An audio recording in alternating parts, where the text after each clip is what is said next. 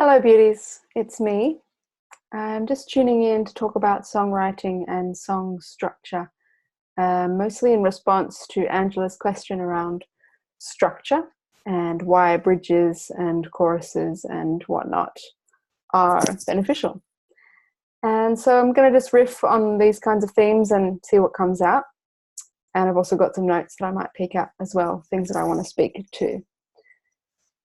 So, song structure. Why do we bother, I suppose, taking the time to really carve out the beast of the song and, make those decisions around where to go from this place to this place and, what are we doing? So basically, I guess one way to look at it would be when you listen to music, when you listen to songs, what is it that you love about the songs? And for me personally, I love the changes. There's something about, being in one particular realm with the song and then it launching you, kind of like it's a total surprise that you end up going to this other place. And also it's exactly where you want to go. Somehow there's a particular Sigur Rós song that I'm thinking of that just takes me from one place to another through that musical shift and that melodic shift. And they're a good example because they're not using lyrics even that I understand, or they're not using English lyrics. And yet I know that it's doing something with my soul. There's a movement there for my soul through the movement in the music. So yes, that's one possibility. It's this great energetic movement. And the bridge and the chorus, they have a great use because they hold a lot of the energy of the song. I mean, in my understanding of it, the verse often holds the story and the chorus holds the essence. So I suppose when I'm writing a chorus or when I'm calling in a chorus, I'm thinking, okay, what is the essence of this song? What's the energy that I want to actually be cultivating here? And does my chorus speak and sound to that?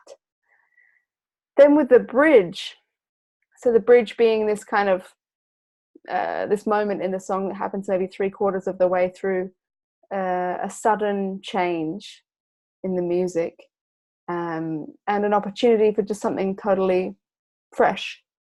I suppose I see that as like a magical counterbalance or, another perspective that you haven't actually encountered yet in the song. So it's this kind of divine other voice that can come through. And can be really refreshing as well for the audience and for you. So this is another point I want to speak to. So these musical changes, they keep us present. They keep us present as the singer, and also they keep the audience present on their toes. So when a song is, repeating and repeating and repeating, that's, I guess, why they call it a mantra, because you get into a particular zone. It could be that you end up being lulled into a meditation, or that you end up, putting a child to sleep because it's repetitive, or that you end up kind of soaring into a heightened state. But then when we are working with changes in songs, we're actually keeping the audience really alive and really sparked, and we're bringing them with us emotionally, I suppose you could say. And that is really powerful as well as the singer. Like half of the joy, when I'm doing those changes in a song, is my own joy. And that's really important. It's really important to keep yourself present with your songs. So yeah, if there's a lift or a shift or a change or a deepening or a something, a soaring, a something, then you're going to come alive as you're singing it. And that's really, really important too. So yeah, they're really special places, these bridges and these choruses. And just a simple way to write a chorus, I often ask myself, okay, what is this song about? what is this song actually about? And that's how I'll call in my chorus. So I've got a song called Get It Out, and it's all about body image and my experience of, not feeling good enough and contemplations around that. And then in the chorus, it's very simply just saying, this does not belong to you, get it out, ooh, ooh, ooh. This does not belong to you, get it out, ooh, ooh, ooh. And the thing is that I want to keep singing that. It's not that I have to keep singing that because it's the chorus. I want to keep singing that because that is the catharsis. That's the message. That's the thing that I forget that I need to sing again and again in order to remember. And each time I sing it, when I'm performing, it builds in energy, and it gives the audience a chance to, do a little bit of that work. If you think of it like, you're actually guiding somebody into a process. The first time you sing the chorus, they're doing a little bit of that process. The second time, you go a little deeper with that process. And the third time, it's like, boom, let's really fucking do this and let's move something.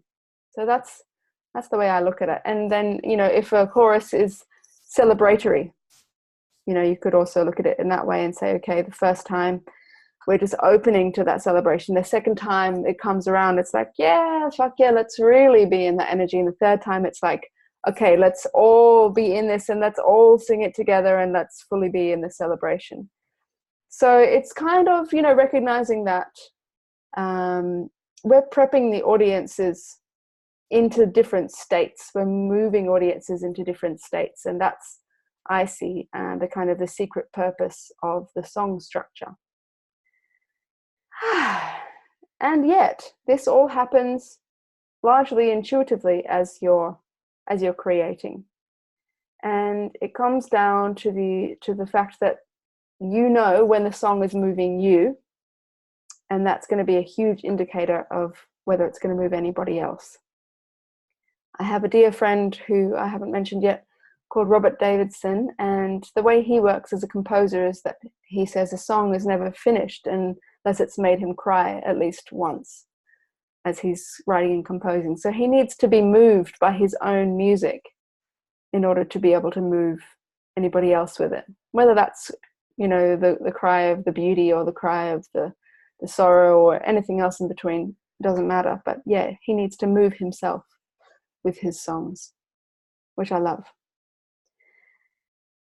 Then the other element I want to speak to is that real bravery and the courage to let elements of the song go if they're not serving, because there is this real potency in a short amount of time that contains a whole world.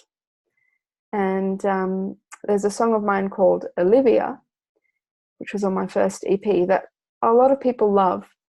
And there was a moment when I was recording it that the producer, I believe, suggested, hey, I think we need to cut a verse. And at the time it was like, oh no, I don't want to. And for whatever reason, I decided, yeah, right, let's do it. Let's cut it. And, let's see how it is without it. And now I feel like that song, Olivia, actually, as far as structure goes and the different changes and shifts, it holds just the right energy in all the right moments. And it feels like, yes, okay, this is the form that Olivia actually really wanted to exist in. And it holds its energy the whole way through. And I can't even remember what the fourth verse was, and I've never missed it either. So I think that is part of the bravery is, okay, yes, I've written this 15-minute, saga about everything I've ever felt about my lover. And what does the song actually want to be? And am I willing to refine it and carve it and, let sections go, say, thank you, little verse, but I'm going to put you back in the ocean and you're going to become driftwood, and that's beautiful too. And this is the shape of the song. So that's something else to speak on. Then the other point I wanted to make was around the sections in songs that often don't have an English language or any language that we commonly recognize, the kind of the, oh yeah, yeah, yeah, yeah, those kinds of sections in songs. Just to speak to them, and kind of the magic of them is that we're giving the audience, the listener, a break. And in that break, there's a chance to integrate everything that's just been said by the singer.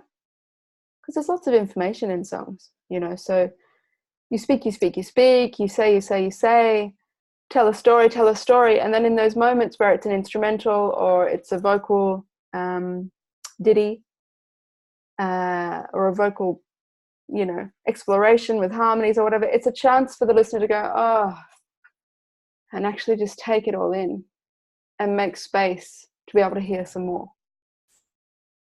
So there are all these kinds of ways that songs have their own logic. And yeah, I feel ultimately, you know, in answer to your question, Angela, what are the songs that you most love?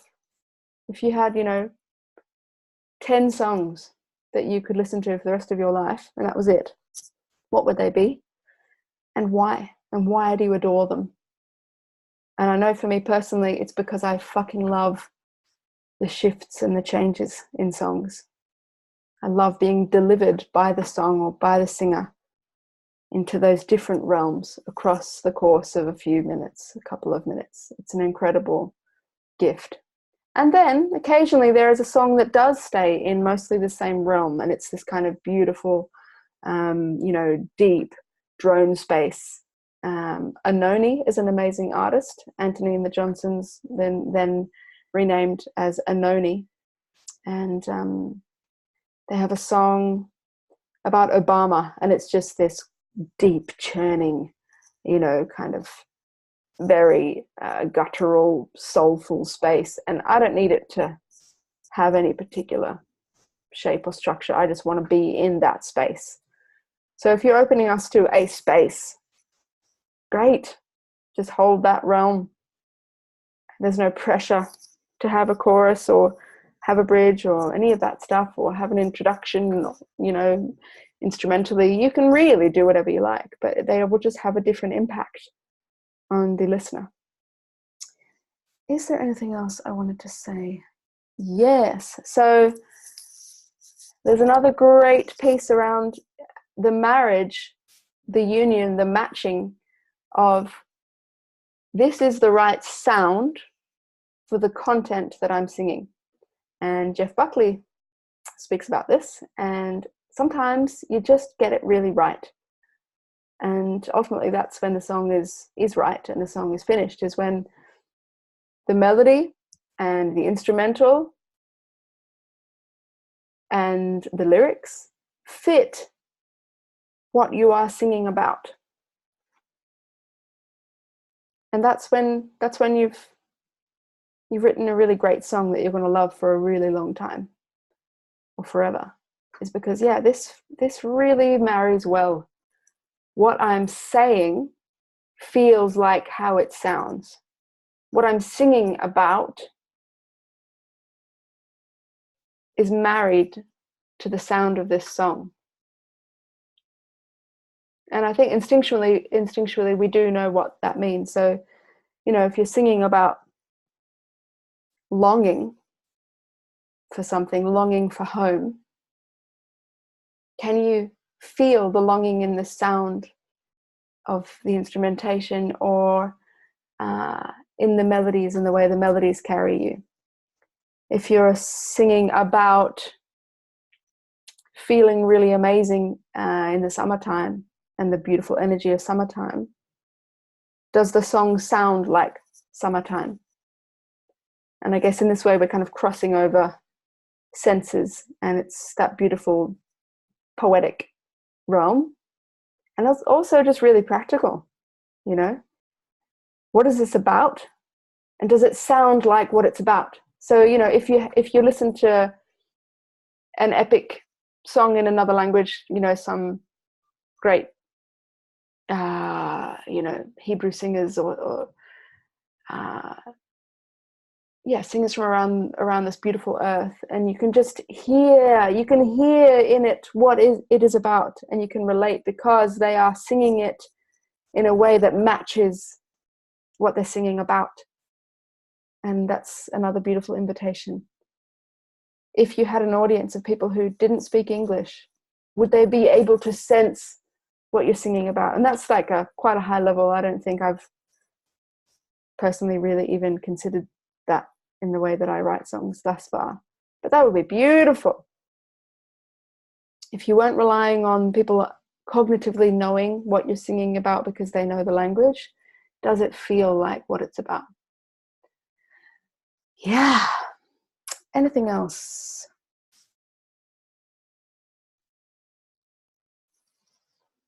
Oh, yeah. So just one more note on bridges. That bridges, looking at the narrative of the song. I love bridges because it's an opportunity for a different perspective or a twist. So if you're looking at, the story going one way, and then it's just totally turns on its head, the bridge is a great place to do that.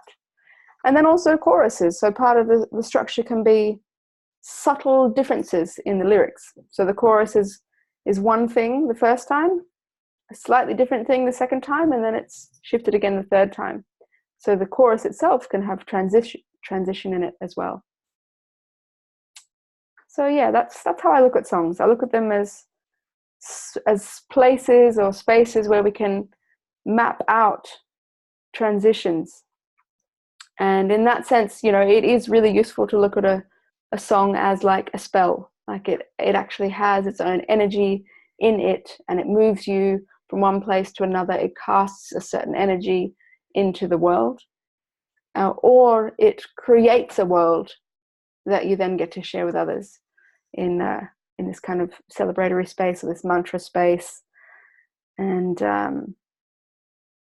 it's endless journey. And that's what I love about songwriting as well, is that, yeah, being a song woman or a song person is a lifelong path. Many blessings, much joy, and I hope that this openness energy has dropped in for you already. And if it hasn't, just keep invite the songs in and see what wants to arrive. Okay, much love. Bye for now.